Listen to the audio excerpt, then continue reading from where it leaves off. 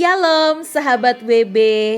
Podcast kali ini berjudul A Heart Full of God's Love. Sahabat WB, ia terlahir dengan nama Agnes Goncha yang berarti kuncup bunga. Ayahnya seorang yang aktif di bidang politik, ibunya bijaksana dan berkepribadian kuat. Disiplin, sekaligus ibunya sangat baik hati. Agnes lahir dalam keluarga penganut Katolik yang saleh. Sang ibu sedapat mungkin membawa anak-anaknya untuk selalu menghadiri misa pagi, mengajari mereka berdoa, dan menolong orang-orang yang kehidupannya tidak sebaik mereka. Ternyata inilah benih yang tersemai dalam hati Agnes. Sehingga akhirnya ia memilih suatu keputusan yang radikal bagi Tuhan, yaitu menjadi sahabat bagi mereka yang benar-benar merupakan golongan termiskin di tengah-tengah masyarakat. Ketika Agnes berusia 9 tahun, ayahnya meninggal dunia. Dan peristiwa itu menjadi suatu tantangan yang besar bagi keluarganya. Awalnya, ibunya begitu terpukul hingga tidak dapat berbuat apa-apa. Namun, akhirnya berhasil bangkit dan mulai membangun usaha berjualan pakaian dan hasil sulaman tangan. Dari teladan yang diberikan ibunya, Agnes mendapat suatu pelajaran penting, yaitu menghadapi nasib buruk dan kemiskinan dengan semangat yang kuat.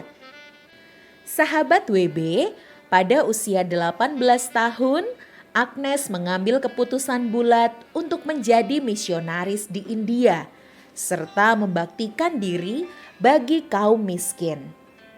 Untuk itu, dia memilih menjadi biarawati. Ibunya mendukung keputusan Agnes ini. Agnes pun masuk ke dalam ordo Sister of Loreto. Pada tanggal 6 Januari 1929, ia tiba di India. Dan 4 bulan kemudian, tepatnya 23 Mei 1929, Agnes menjadi novis serta mengganti namanya menjadi Teresa, nama seorang biarawati Prancis dari Ordo Karmelit yang menjalani masa hidupnya yang pendek di sebuah biara di daerah Lisieux. Tepat di tanggal 24 Mei 1931, Suster Teresa mengucapkan kaulnya. Ia kemudian ditugaskan ke Darjeeling, sebuah kota di kaki perbukitan Himalaya, untuk mengajar di sekolah biara Loreto sambil membantu di rumah sakit. Itulah bekal yang dia dapatkan sebelum akhirnya 100% mengabdikan diri bagi mereka yang terabaikan. Setelah hampir 19 tahun tinggal di lingkungan biara sebagai novis, Suster Teresa makin terusik melihat apa yang ada di dalam tembok biara sangat kontras dengan apa yang terjadi di luar sana. Hatinya mulai terketuk. Dia mengingat apa yang menjadi kerinduannya yang paling dalam. Pada tahun 1943, saat Benggala dilanda bencana kelaparan, 5 juta orang meninggal dunia. Jalan-jalan penuh dengan orang yang kelaparan dan sekarat. Di tahun 1946 terjadi lagi suatu bencana, di mana terjadi huru-hara besar akibat bentrokan golongan Islam dan Hindu. Hanya dalam 5 hari, lebih dari 4.000 orang tewas. Sahabat WB, di tahun 1946 juga dalam perjalanan menuju retret tahunannya, Suster Teresa berkata, "Aku mendengar panggilan untuk meninggalkan segalanya dan mengikuti dia ke lorong-lorong kumuh untuk melayani orang-orang miskin dan terlantar." Hal ini kemudian menjadi kekuatan yang mendorong segenap hidupnya untuk bergerak. Tepat di tanggal 8 Agustus 1948, untuk pertama kalinya ia mengenakan pakaian putih dengan kain sari bergaris biru. Suster Teresa pun memulai hidupnya di tengah orang-orang miskin. My blood, I am Albanian.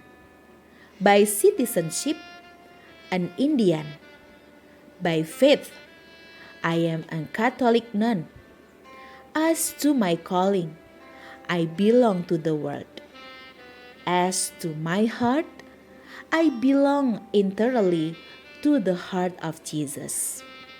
Yang artinya, menurut darah, saya adalah orang Albania. Menurut kewarganegaraan, saya adalah orang India. Menurut iman, saya adalah biarawati Katolik. Menurut panggilan, saya adalah milik dunia ini. Dan menurut hati saya sendiri, saya sepenuhnya adalah milik hati Yesus sendiri. Sahabat WB, dalam buku hariannya tergambar bahwa tahun pertamanya penuh dengan kesulitan, hingga ia tidak memiliki penghasilan dan harus meminta makanan dan persediaan. Suster Teresa sempat mengalami keraguan, kesepian, dan godaan untuk kembali dalam kenyamanan kehidupan biara. Tuhan ingin saya masuk dalam kemelaratan. Hari ini saya mendapat pelajaran yang baik.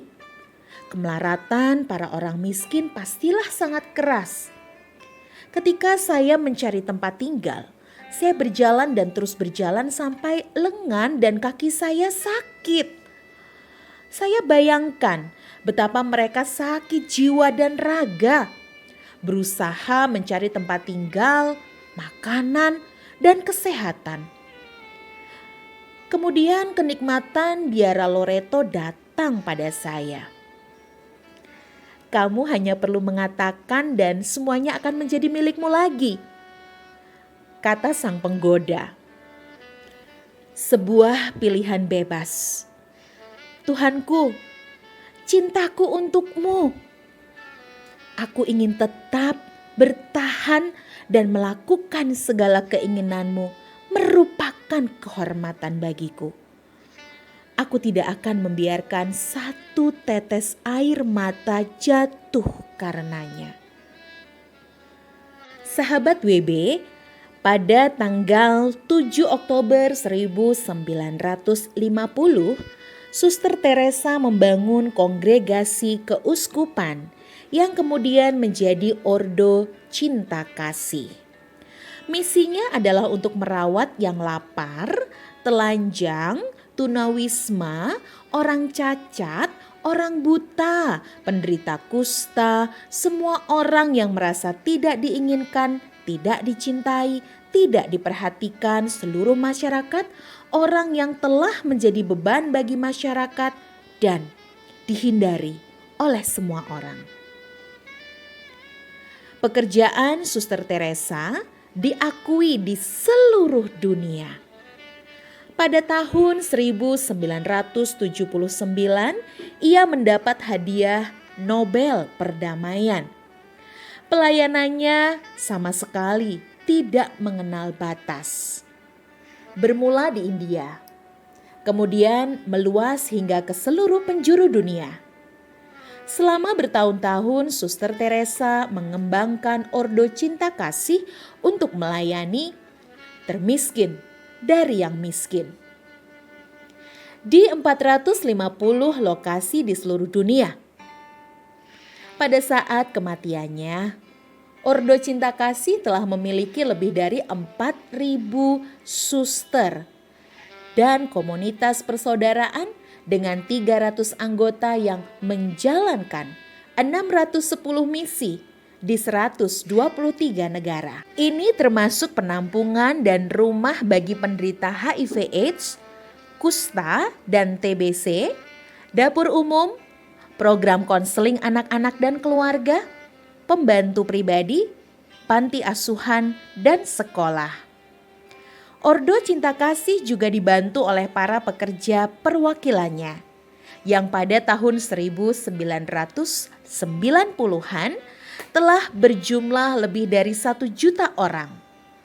Seiring dengan semakin luasnya lingkup dan dampak pelayanannya, Suster Teresa lebih dikenal sebagai Bunda Teresa.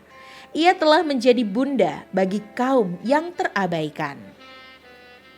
Sahabat WB, kita mungkin tidak dapat melakukan sebanyak yang dilakukan oleh Bunda Teresa.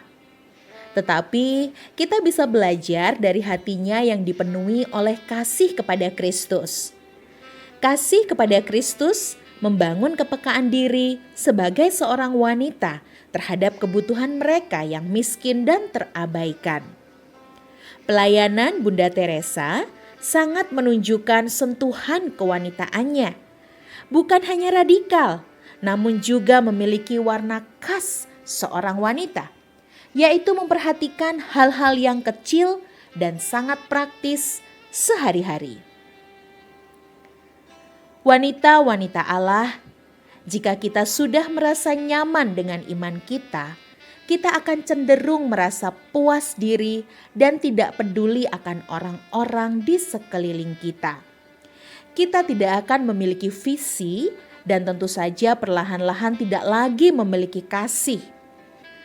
Akan tetapi, bila kita senantiasa mengizinkan kasih Allah menggerakkan hati kita sesuai kehendaknya dan kita bertekad untuk melakukan kehendaknya itu serta menggenapi tujuannya di dalam hidup kita, di saat itulah kita akan menemukan panggilannya bagi kita. Kehendak Allah ada di dalam firman-Nya. Semua tertulis jelas di sana bagi kita. Apakah sahabat WB sudah mengetahuinya?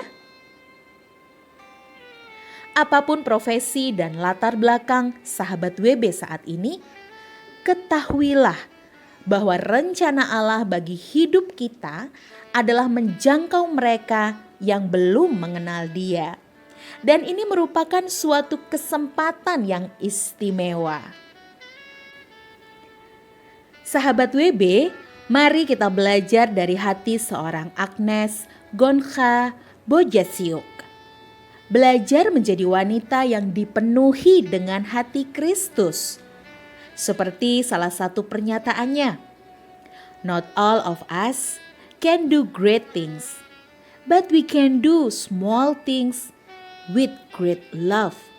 Yang artinya, tidak semua dari kita bisa melakukan hal-hal besar, tetapi kita semua bisa melakukan hal-hal kecil dengan kasih yang besar. Sahabat WB, melayani dengan hati adalah melakukan segala sesuatu dengan kasih, karena tidak ada hal apapun yang dapat berdampak besar jika dilakukan tanpa kasih. Sahabat WB, podcast kali ini bersumber dari biokristi.sabda.org dari buku Mereka yang Berjasa bagi Dunia, karya Charlotte Gray. Demikianlah sahabat WB podcast kali ini. Terima kasih sudah menyimak dan kiranya diberkati Tuhan. Sampai berjumpa di podcast berikutnya.